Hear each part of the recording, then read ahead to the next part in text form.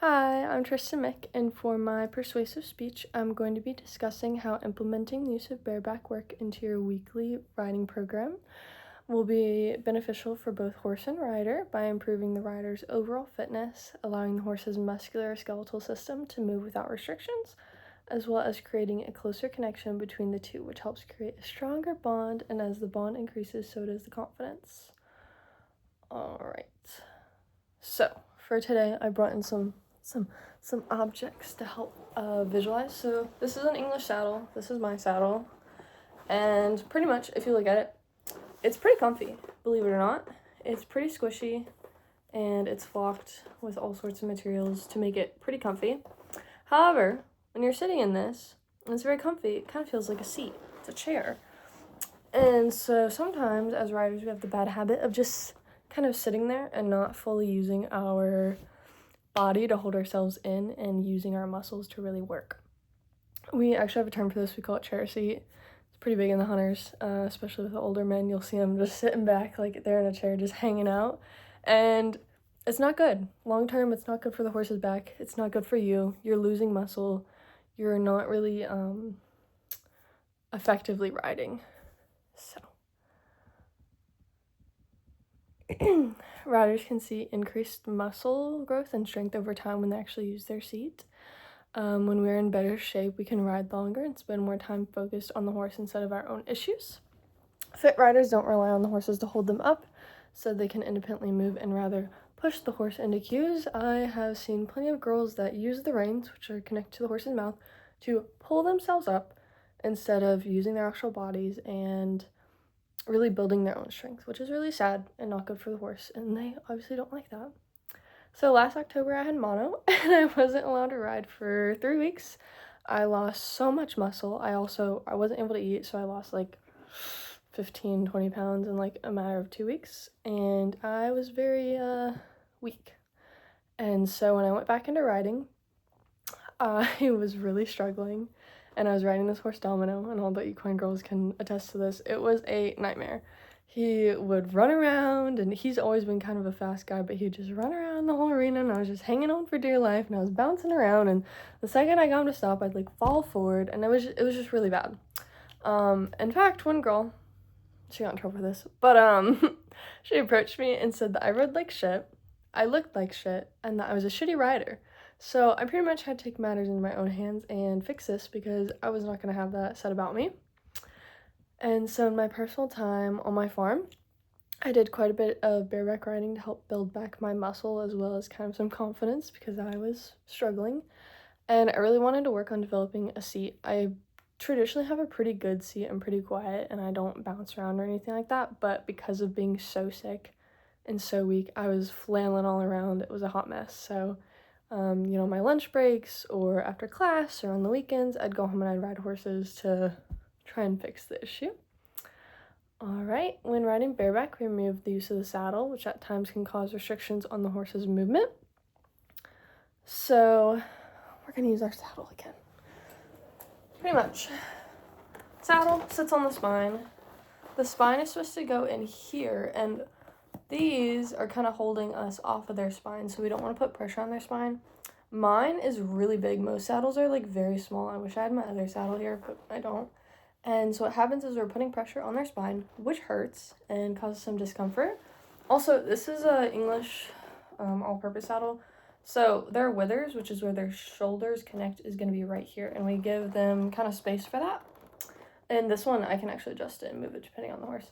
But this area is going to be sitting on their shoulder, which can cause pressure and restrict the horse's movement. They're not able to like reach out as far as they want to. In dressage, we're going to say this part is cut off pretty much, okay? So it allows for a lot more shoulder room. And this summer when I did my college internship, I worked with a pretty neat lady. Her name is Francine Shore, and she is a professional dressage trainer and has like her pro judges card. She's a really neat lady. She knows her stuff. And she got on to me because I was tacking up her horses for her. And she's like, Tristan, this isn't the hunters. Like, your saddles are way too far forward. And she was like, if you put them back a little further, it allows for them to have more room in their shoulder to really move and stretch. And so it really kind of had me thinking of how much our saddles limit our horse's movement. And so when we ride bareback, we completely remove that because our little legs are not going to do anything to hinder a horse's movement in any way compared to how a saddle limits their movement, because the saddle is sitting directly on those shoulders. So yeah. Personally, when I ride bareback, I'm going to use a bareback pad, which is a really soft pad. It helps protect the horse's spine if you have a bony butt, and it protects your bony butt from a horse's bony spine. I wish I had mine with me, but I don't. I left that back in the mountains. All right, so when we remove the saddle, this removes barriers of leather and material between the horse and rider, allowing us to feel full contact between our legs and our seat and the horse's back and their spine. I feel like normally a saddle kind of gets in the way and acts as a buffer. Without this buffer, cues are more clear and you can see more of a clear connection. Personally, I find that my legs get kind of caught on the saddle. I wear breeches, and there's a bright pink pair just for funsies. They have these, and these are like sticky kind of silicone stuff, and we use it so we don't get thrown off of the horse because that's not very fun, and it sticks really, really good to leather.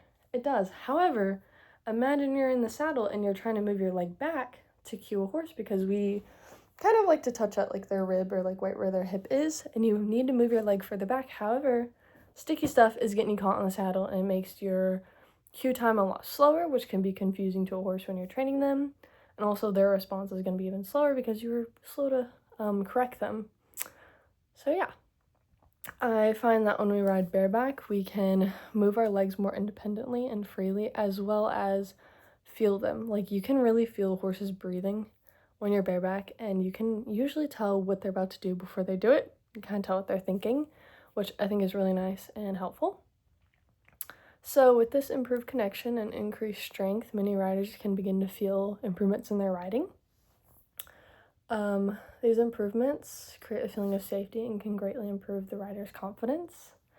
Personally, I've really struggled with confidence over my riding career. We all have accidents and injuries and things like that, and I was no different. I had the habit of riding some crazy horses that kind of wrecked my confidence a little bit.